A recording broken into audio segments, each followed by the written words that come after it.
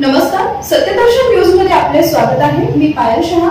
एक नजर टाकूया आजच्या ठळक घडामोडीवर। जाणून घेऊया नागपंचमीचे मुहूर्त व महत्त्व। हिंदू धर्मात नागदेवतेला विशेष महत्त्व आहे। नागपंचमीच्या दिवशी शेतात सुख समृद्धी आणि पिकांच्या रक्षणासाठी नागांची पूजा करून त्यांना प्रसन्न केलं जातं। यावर्षी नागपंचमी उद्या शुक्रवार 9 ऑगस्ट रोजी साजरी करण्यात येणार आहे।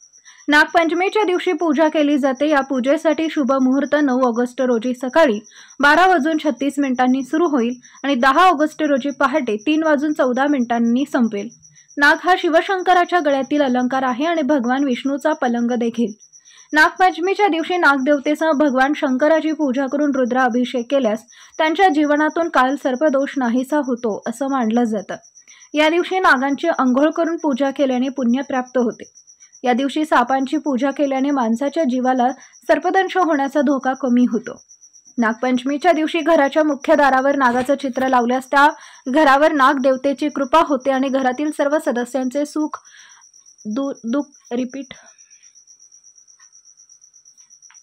त्या घरातील सदस्यांचे सर्व दुःख दूर होतात। पौराणिक कथेनुसार अभिमन्यूचा मुलगा राजा परीक्षित याचा मृत्यू साप चावल्यामुळे झाला।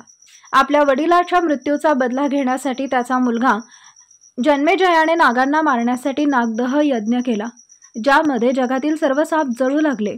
सर्पांनी त्यांच्या रक्षणासाठी आस्तिक मुनींचा आश्रय घेतला। ऋषींनी राजा जन्मेजयाला समजावले आणि हा यज्ञ थांबवला। ज्या दिवशी ही घटना घडली त्या दिवशी श्रावण शुक्ल पक्षाची पंचमी होती। त्या दिवशी आस्तिक मुनीमुळे सापांचे रक्षण झाले। त्यानंतर नागपंचमीचा उत्सव सुरू झाला।